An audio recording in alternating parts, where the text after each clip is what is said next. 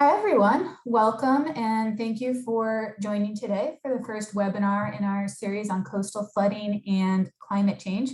My name is Kate McClure. I'm the Coastal Climate Specialist with the Maryland Sea Grant Extension Program. Today, we'll be talking about climate change trends in your community. But before we get into that, just a couple small housekeeping items.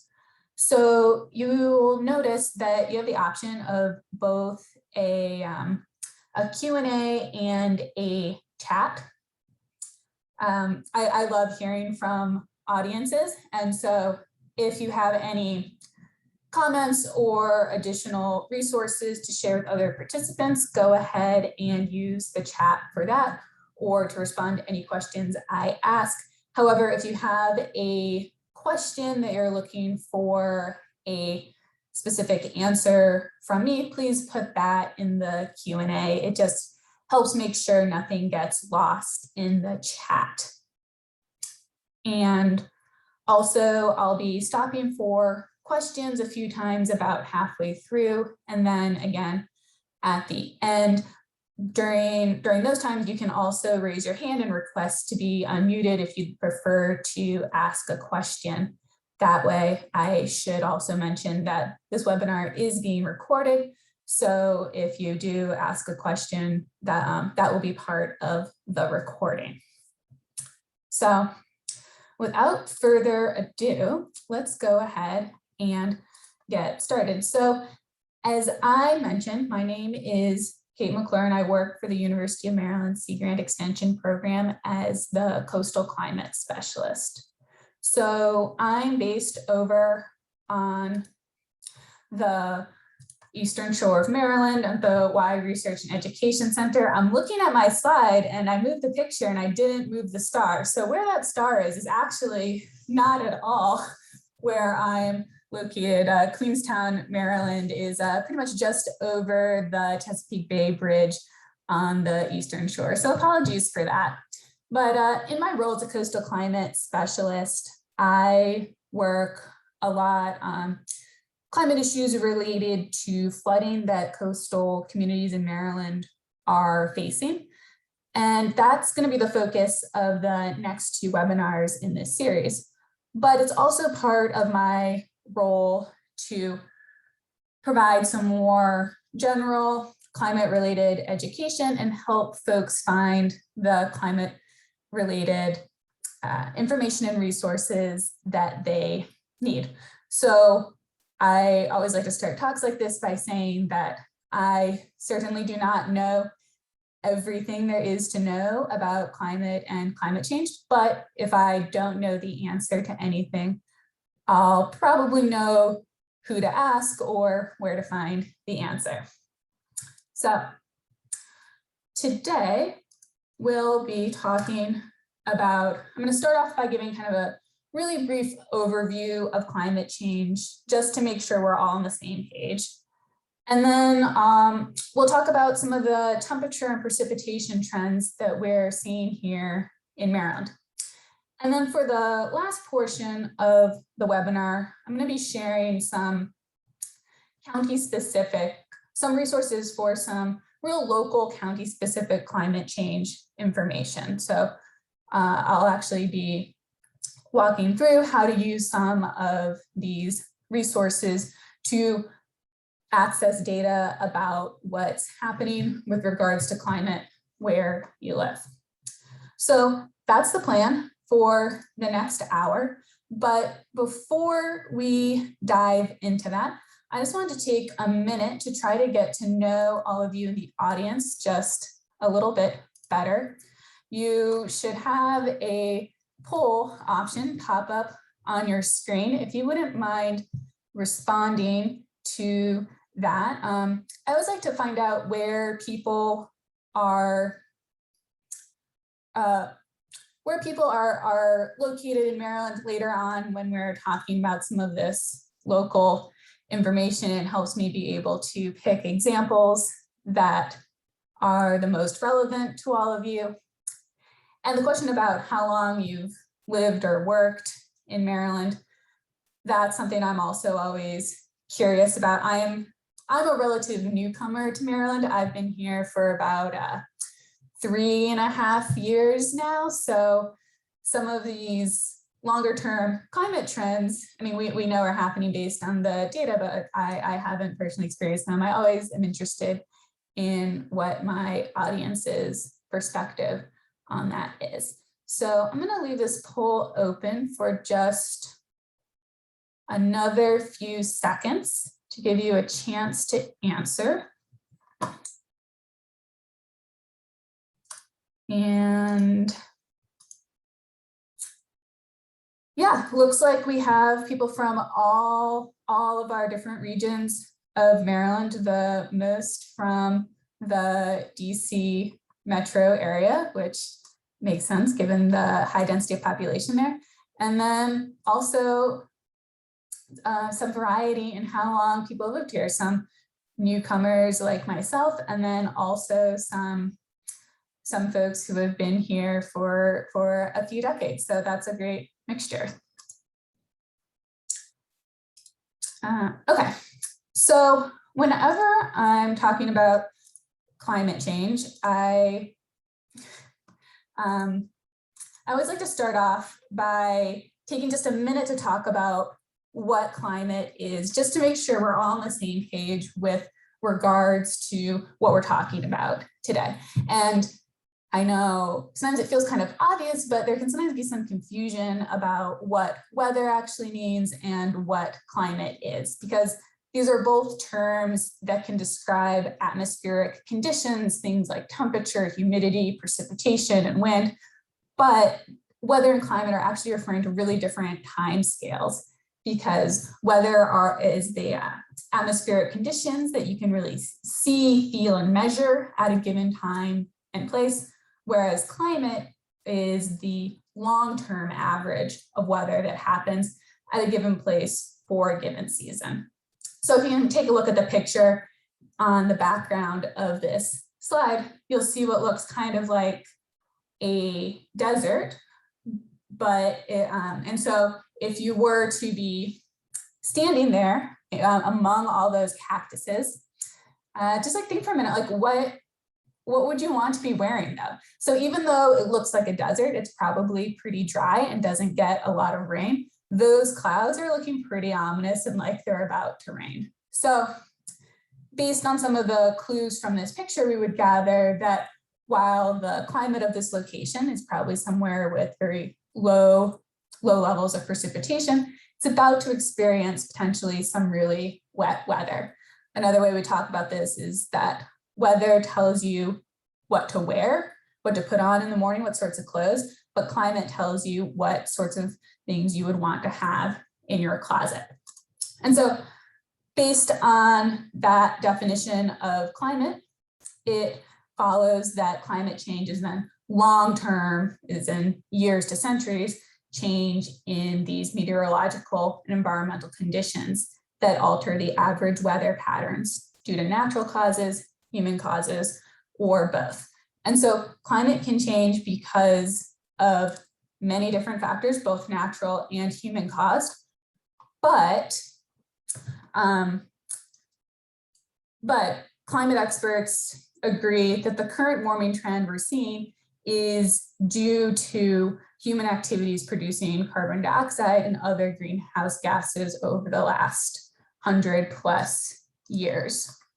And that's happening because something we call like the heat trapping blanket is a metaphor I like to use. So carbon dioxide and other greenhouse gases act like a blanket that keeps the earth warm, so it traps in some of that heat from the sun, which then causes the earth's surface to warm. And higher levels of carbon dioxide in the atmosphere caused by human activities mean that more of that heat is trapped. It's like there's a thicker blanket keeping the earth warm. And so far, we've seen the global average temperatures increase about 1.5 degrees Fahrenheit or so in the last 150 40 years or so, give or take. But one interesting thing about this is that that increase isn't happening entirely uniformly across the planet. So this map is showing surface temperature change. It's comparing what the temperature between 1901 and 1960 with the temperature between 1986 and 2015. So what I want you to notice from this is just the amount of variability that we see on this map. You'll notice that some locations there's been that have warmed by 3 degrees Fahrenheit, particularly over in, you can see parts of Central Asia are those darker colors, whereas there are other places that have only warmed by about 0.5 or maybe 1 degree Fahrenheit. You'll even notice there's one little speck of a lighter blue color near Greenland where it's actually cooled a little bit. Unfortunately, that's because of the effect of ice melting from Greenland into the ocean, cooling it there. But the real point here is that when we talk about global averages, that's useful information, but what's happening in specific locations isn't necessarily entirely uniform across the planet. So we're really going to be focusing on what's happening for us here in Maryland. And so when I just wanted to mention, say a few words about some of the resources that tell us about what sorts of climate change we're experiencing here in Maryland. There are many resources out there, but 2 that I draw on the most are the National Climate Assessment. The most recent one is the 4th National Climate Assessment from 2018, and this is really considered essentially the most comprehensive and authoritative report on climate change and its impacts in the US. It's created by the federal government and a collaboration of, I think, 13 different federal agencies and departments. And within this assessment, there's a whole chapter on the Northeast region of the country, which includes Maryland. It goes from Maryland up through New England. And so in addition to that, though, another resource that I find really, really useful is another NOAA product, but it's the Maryland State Climate Summary. This is actually based on a previous national climate assessment, but it's a summary it's narrowed in even more than just the Northeast region, just to focus on Maryland. So it's great because it's Maryland specific. The one downside is that it's not quite as up to date. It hasn't been revised or updated yet based on the most recent national climate assessment, although that is coming. It takes them just a few years to get through all the states every time there's a new national climate assessment. So when we're talking about climate change trends in Maryland, we usually focus on these 3 different categories: temperature, precipitation, and sea level. But sea level is something that we're going to talk a whole lot about next week when we focus on coastal flooding. So today we're going to be focusing on temperature and precipitation. So when talking about the climate change trends that we're seeing for temperature and precipitation, we're going to be talking about some of the changes that have been observed and what's expected to come. So when I talk about what's been observed, that's based on information from from weather stations and thermometers and rain gauges. This is so like all that data that's being collected, we've actually seen these changes happen. But then looking towards the future in terms of what's expected or projected to happen in the future, those are based on climate models. And the one thing to keep in mind with that is that it really depends on what our carbon dioxide emissions end up being in the future. So when we talk about expected changes in the future and climate projections, very often that they're given for a few different carbon emissions pathways. So when we talk about emissions pathways, I don't want to get too far into the weeds on this. It can be kind of complicated. And I think we've probably talked for a whole hour just about emissions pathways, but essentially these are our standard scenarios developed by the IPCC, the Intergovernmental Panel on Climate Change. And two of these pathways in particular are featured in a lot of the tools we're going to be talking about later. One of them is sometimes called RCP 8.5, but that's also, it gets called the higher emission scenario a lot, which means that emissions are going to, that scenario is describing what happens if emissions continue to rise throughout the century. And there's also, and the second scenario that comes up a lot is the RCP 4.5, also often called the lower emission scenario, that involves emissions peaking in the middle of the century and then declining over the next 30 years and stabilizing.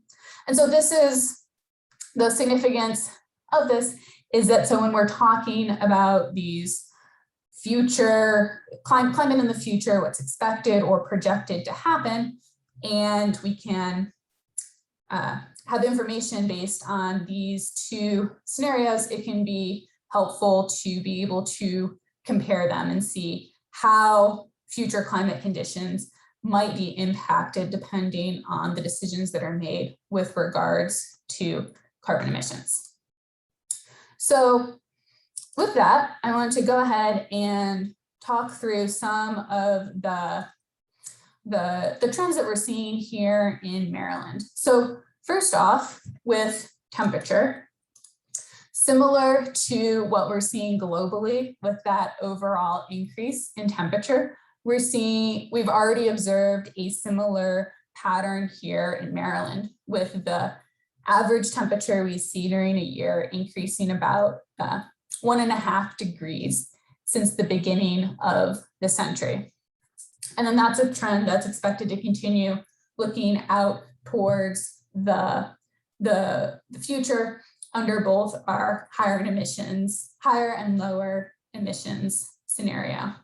And looking at the graph on this slide, I just want to point out that when we're thinking about these future projected changes, the difference between those emission scenarios tends to increase the further out we're looking. So by the end of the century, there's a much larger difference between those two emission scenarios than what we would see a decade or two from now.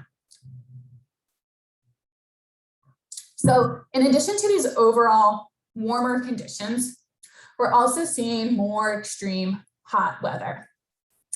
And this has already been observed in the form of seeing more very hot, the number of very hot days has already increased, as well as we've also seen a decline in the number, in how many record low temperatures there are, and an increase in the record highs. So essentially those extremely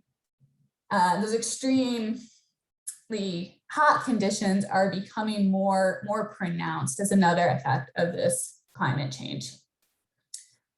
And that's something that's expected to continue into the future, with the frequency and intensity of heat waves increasing and the frequency and intensity of cold waves decreasing. And this increase in extreme hot weather conditions, I think, is to me, one of the more important aspects of climate change that we're facing, just because you can think about averages, and that can tell you some about how climate's changing, but with the it's the extreme weather conditions that can affect where certain plants and organisms can live and can be really have the most effect on humans as well. So in addition to these overall warmer conditions with more extremely hot conditions, we're also seeing less distinct seasons.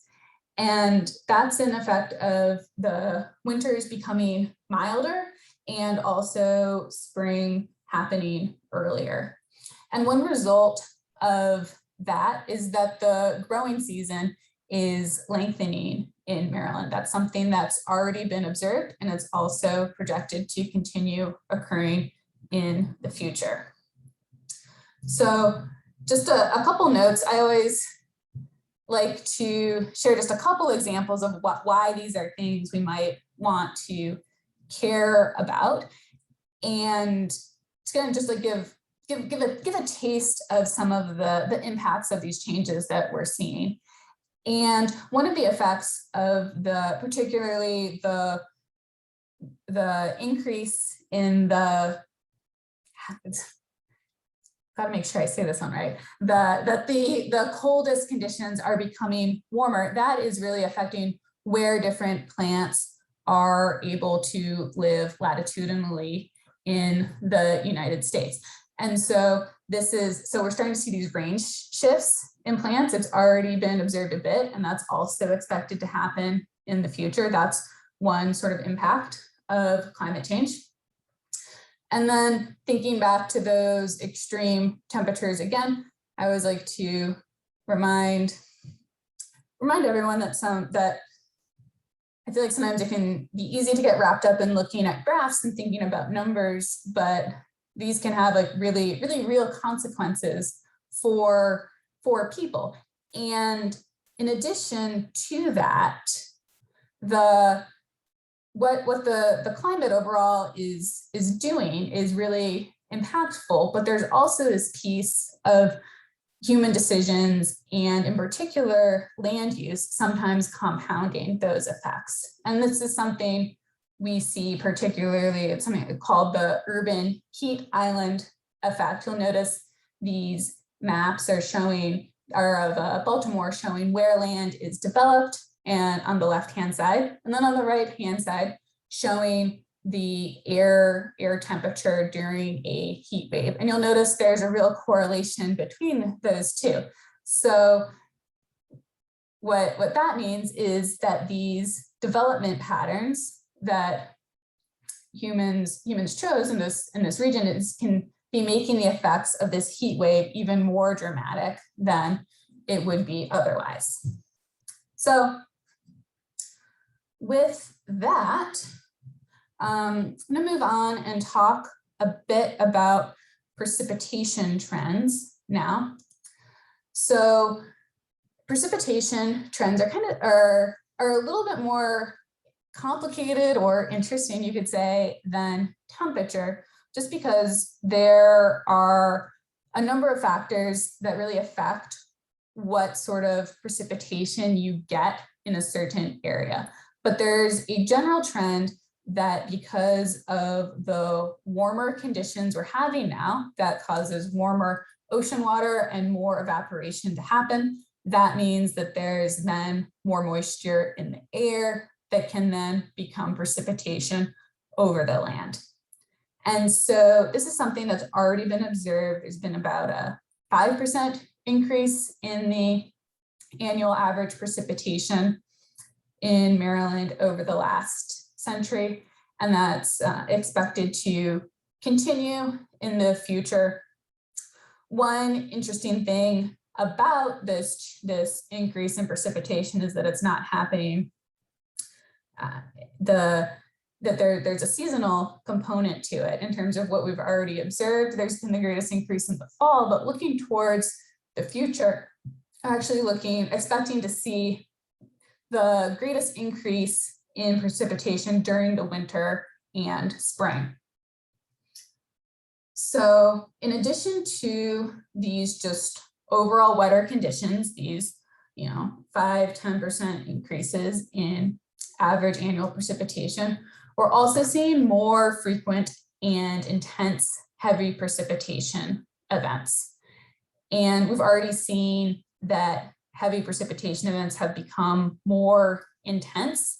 The heaviest 1% of all daily events has increased by a little over 50% since the middle of the last century. And also the number of these extreme precipitations, in this case, defined as more than 2 inches of rain during a 24-hour period, have been above average during the last 10 years. And this is a pattern that's also expected to continue in the future. So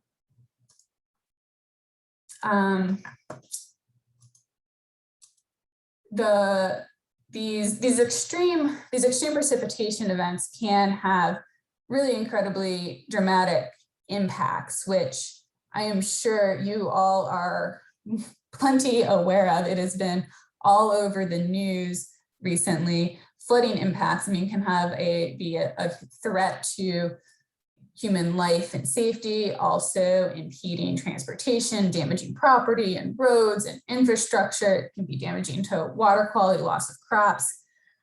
So these are just a few of the sorts of impacts that flooding can happen. But I would encourage you, if you're interested in talking more about flooding, to come back next week or the week after, when we'll be focused entirely on coastal flooding. And then the last 2 weeks from today, we'll be talking about some of the things that can be done to address flooding as well. So that's kind of the quick rundown of some of all the trends that we're seeing in temperature and precipitation in Maryland. So I want to pause here before talking about some of the more locally focused tools that are out there to see if there's any questions on anything so far. I'm not seeing anything in the Q&A. If you have anything you would like to ask, you can either pop it in there, or if you would like to ask your question verbally, you can raise your hand and then I can unmute you. So I'll give you just a minute to think if there are any questions related to anything we've talked about. But while you're thinking on that, I just had a couple more questions for you. I'm going to launch another poll, if you wouldn't mind answering. I'm curious about, I know many of you have lived in Maryland much longer than I have, so I'm curious if these are, if any of these patterns are things that you feel like you've seen, you've personally observed yourself. And then I'm also curious as to which climate variables you're most interested in. That'll help me once again pick some examples in the next section that are, of more interest than of the greatest interest possible. So I'll leave this up for just a little bit longer. Once again, if you have any questions, feel free to type those in. We'll also have an opportunity at the end for more questions if something comes up later.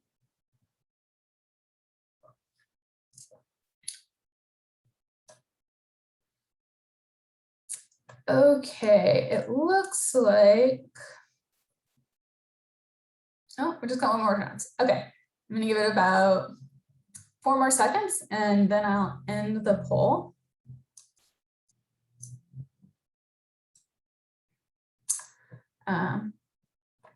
Okay, yeah, it looks like there are many of you who have been able to notice some of these changes. Yeah, I think it's hard being new to the area. I don't always feel like I don't always feel like I have like the personal context, but yes, I think, but I do hear from lots of people that this is something that they are seeing. And then let's see, what climate variables are we most interested in? Things are pretty spread out. It seems like especially maximum temperature and heavy precipitation. So I will keep that in mind. Okay, so with that, we have a question in the chat. Let's see, or sorry, in the Q&A. Thank you for putting that in there. It says, at what point does average temperature make life incompatible or a critical threat to human survival? So, I mean, that's a pretty complicated question. I mean, I would argue that in terms of thinking about when life is, when temperature is such that it's a real impediment to life, it's going to be more about those extreme temperatures than the averages. I don't have a specific number in mind to share with you. That's something I'd be happy to look into further and follow up with you on. However, I mean, that's the other challenge with this is that it depends so much on the choices humans and society makes and how we respond to these temperature changes as well. I within the last couple years, I think maybe it was 2018, the IPCC released the report discussing the challenges that would be associated with a 1.5 degrees Celsius increase in temperatures. And they shared some really compelling evidence that would be enough to really challenge some of the natural ecosystems and human components as well. So that's been, that 1.5 degrees Celsius been defined, has been identified as a amount of change to try to stay beneath, but at exactly what point it becomes incompatible, it becomes a threat to human survival, I think is a little bit more complicated than what that report describes. And let's see, there's one other question that's come in. It says, can you discuss factors causing differences in patterns on East Coast? Appears to me be more drought in the West. Yeah, so I will admit most of my experience with this is thinking about climate change is very Maryland specific. My expertise is not nearly so extensive for the West Coast, but I will say that precipitation patterns can they can depend on a lot of factors and tend to be much more variable than the changes we see in temperature. And so over on the East Coast, my understanding is that we're seeing more precipitation and extreme precipitation events due to that increased moisture in the air from the ocean, whereas I believe over on the West Coast, their circulation, the air currents and the circulation patterns are a bit different, such that the effect of these warming conditions are to dry things out more than produce increased precipitation like we have in our region. And then one more question. This is great. Thank you all for supplying these suggestions on what individuals can do to deal with extreme weather events. So in terms of what individuals can do to deal with extreme flooding events, please come back in 2 weeks. We're going to be talking all about what individuals can do to deal with flooding, both in terms of protecting their property and preparing yourself and your family and making your community more resilient, in terms of the extreme heat waves. I mean, that's something that I think there's a lot of good information out there on how to avoid the negative impacts of these extreme heat waves, whether it's by limiting how much you're doing outside in the heat and making sure that like you and neighbors have access to air conditioning when necessary. Those are those sorts of activities that can deal with that. But once again, flooding, we have a whole webinar on that, and I hope you can make it. If not, it will be recorded. Okay, so what I'd like to do now is to move on to talking about some of the sources for climate related information at the local or county scale. So we just talked about some of these overall climate change trends in Maryland, but not all of Maryland has exactly the same climate, which is probably not a surprise to anyone. So this map shows it's some historical data. It's between 1961 and 1990, showing average annual precipitation. But the point I'd like you to take away from this is just looking at the variability and how much precipitation can change across the state. And we don't have time today to talk about climate change in every single Maryland county, but I am going to share a few online tools that are available that provide both historical climate data and downscaled climate projections at the county level. And I'll actually walk through how to use them so you can use those to learn more about your climate locally. So the first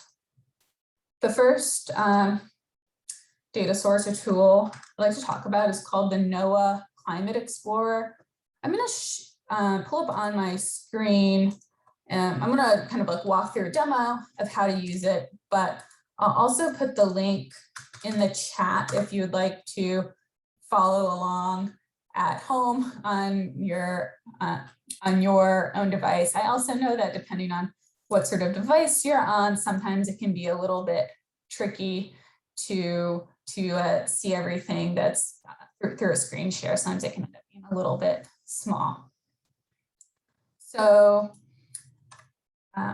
if we go to the NOAA Climate Explorer, the opening page looks like this. And if I recall correctly, I think there are a number of folks from the DC metro area. So in the search box, you can enter in the name of a city, county, or other place name. I'm going to go with Montgomery County, because that just as an example to see what this looks like. And this is one of my favorite tools for looking at this sort of local climate data, just because I think it's really easy to use and intuitive. And it's really intuitive on how to use it. So,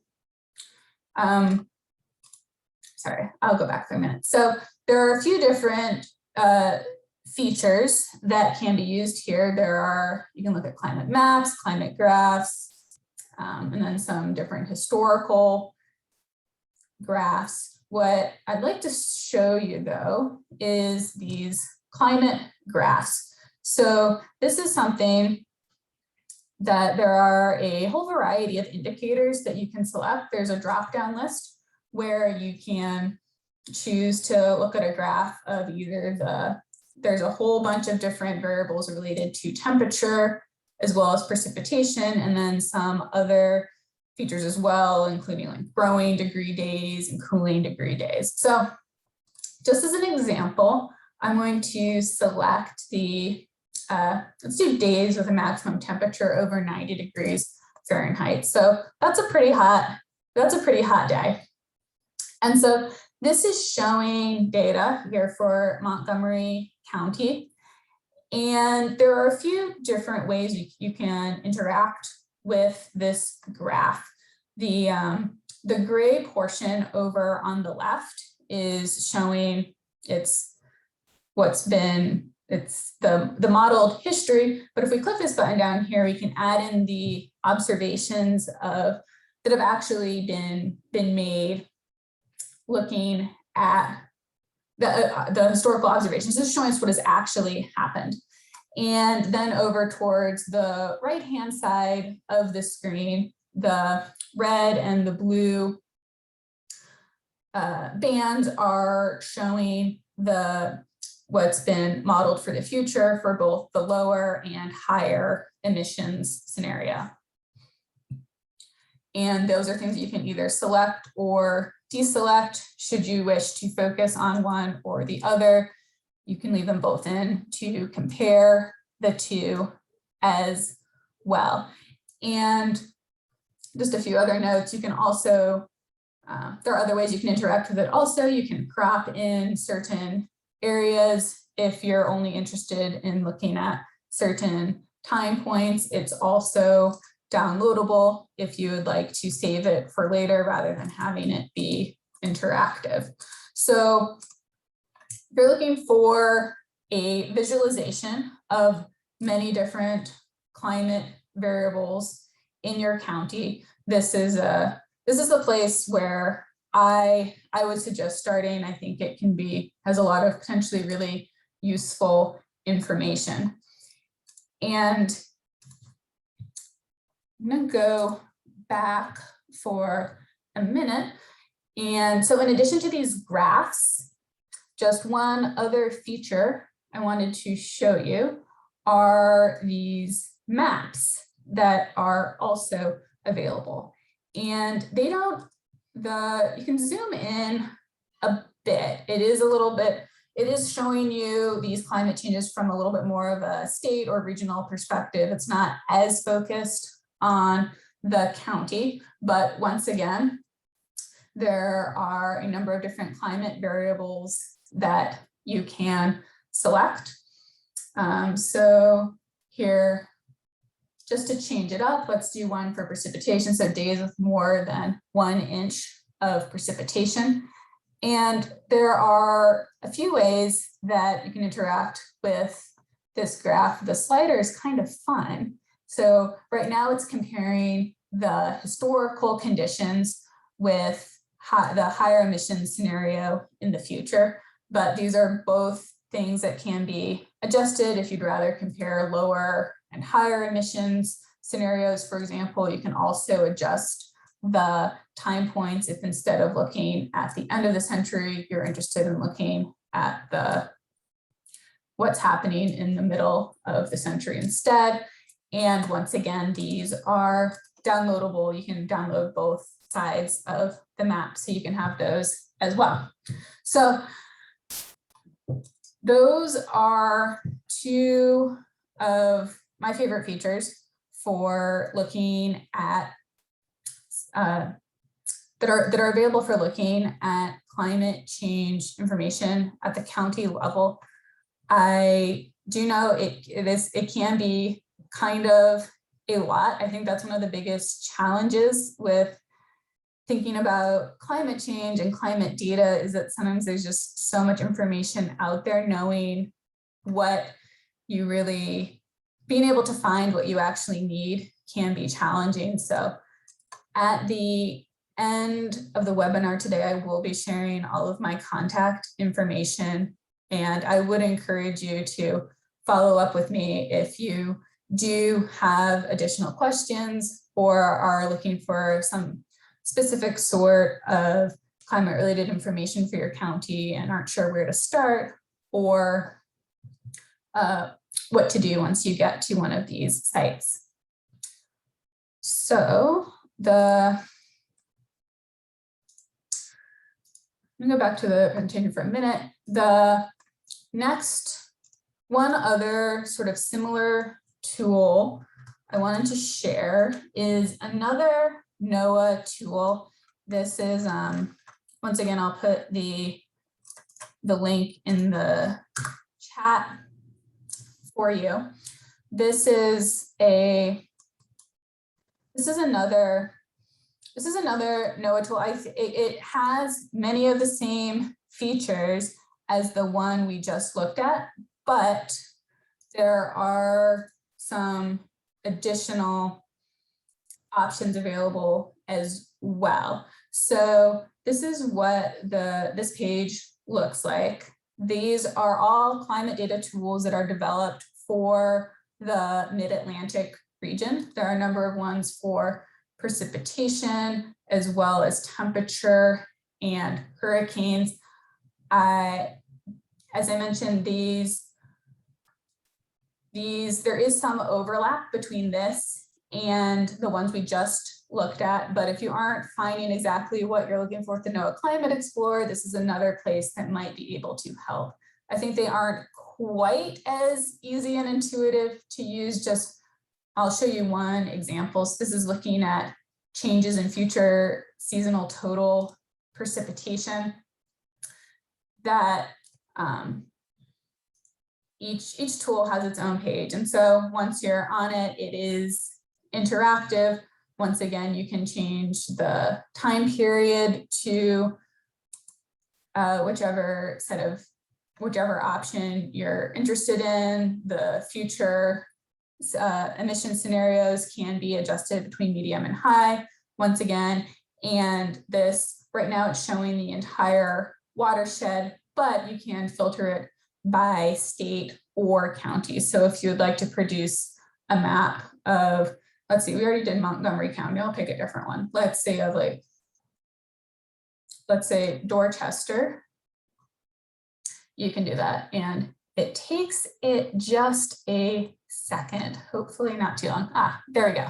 So this is another tool. It's I wouldn't suggest starting with it, but if you are looking for more information, it is another resource that I think can be really helpful. And the other nice thing about it is that for each of these tools, they kind of summarize all the key findings that I think can be really helpful in trying to contextualize what this information means for us in our region.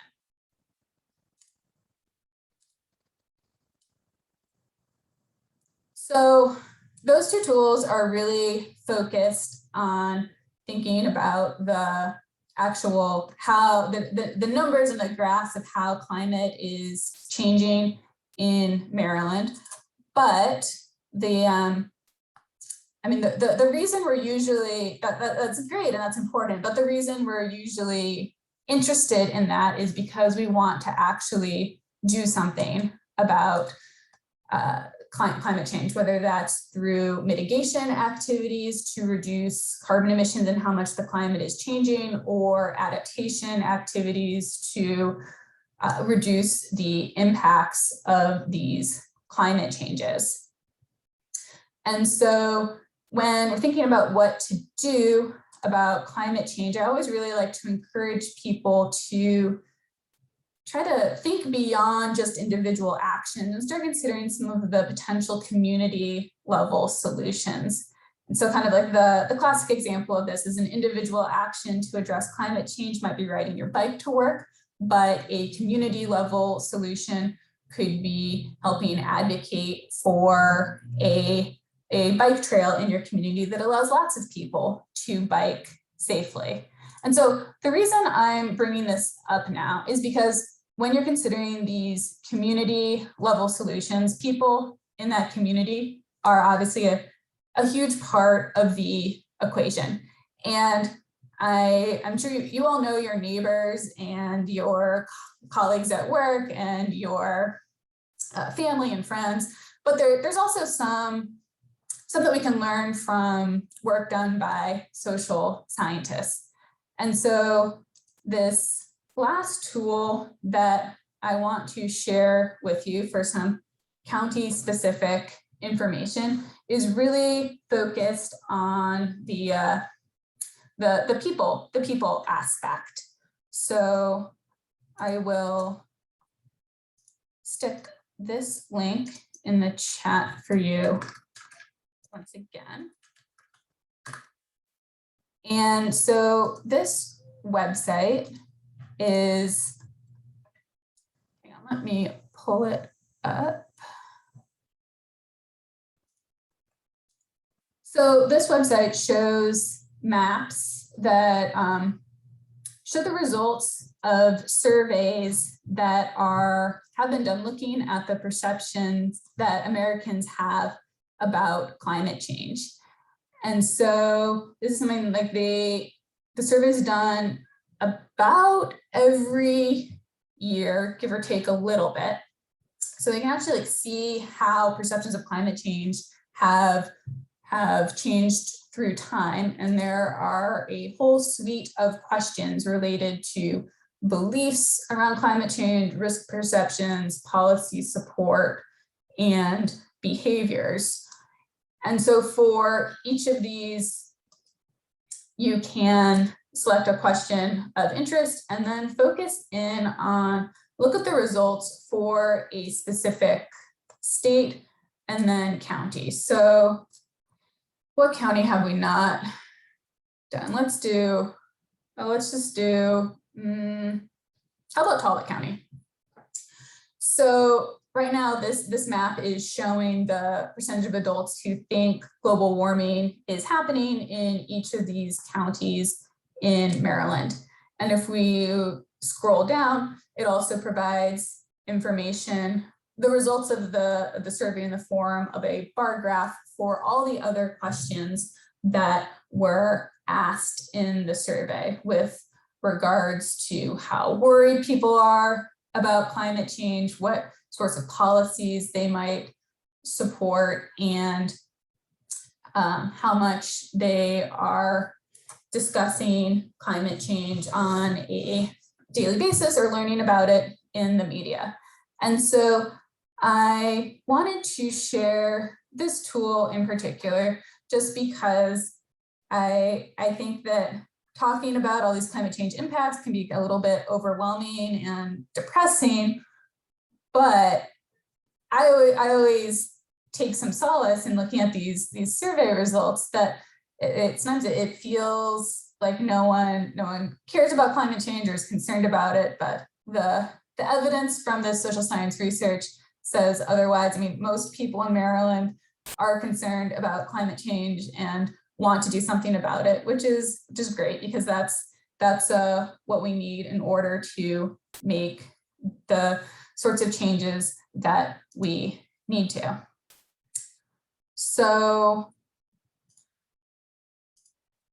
with that, we are almost up to 1 o'clock. If there are any more questions, I am more than happy to answer those.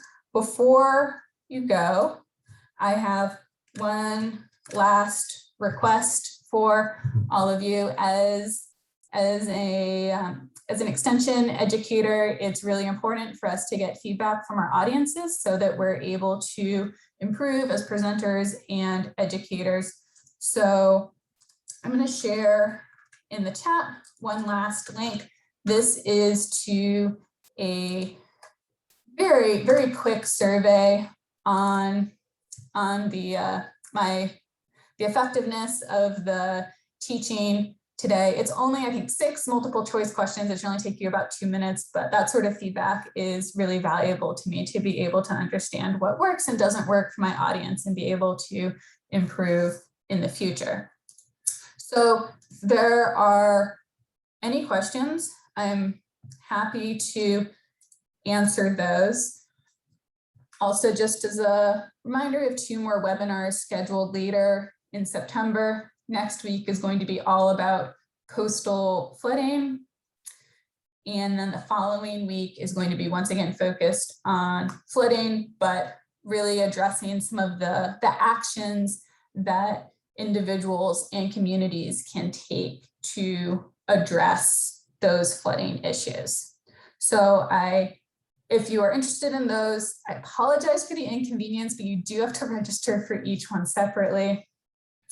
Also, this is my contact information.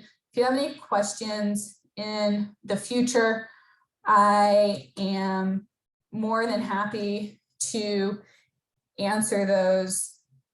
It is 100% not bothering me. It is my job to answer any questions whenever you have them. So email me, call me, whatever you like.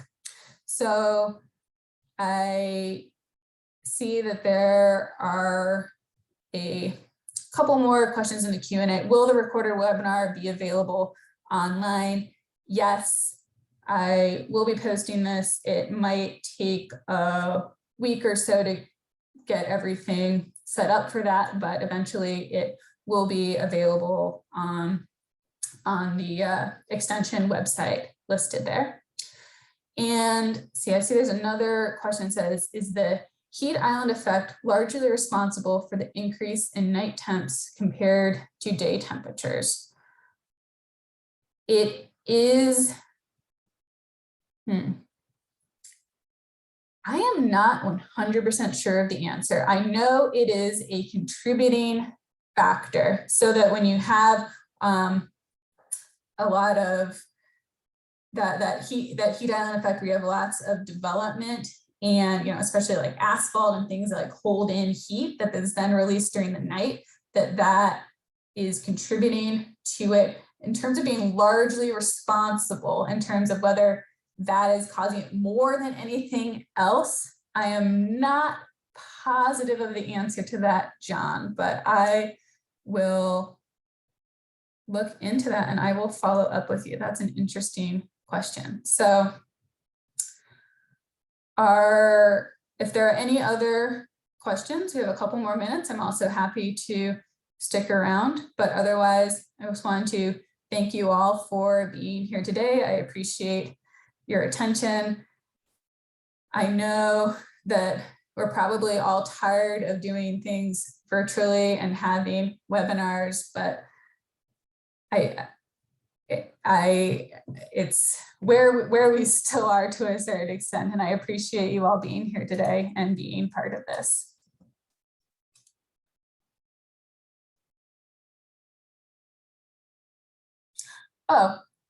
Sorry, one more question. It says, what topic should be selected in the survey? Options don't seem to apply. Okay, yeah, so on the teaching effectiveness survey, I know it's a little bit counterintuitive, but you can select land use and watershed for that one, Ria. I realize it's a little bit counter.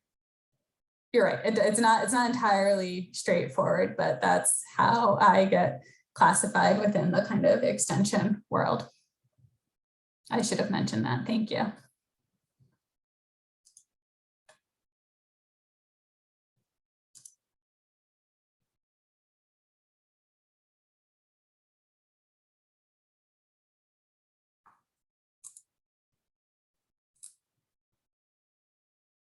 All right, so thank you all.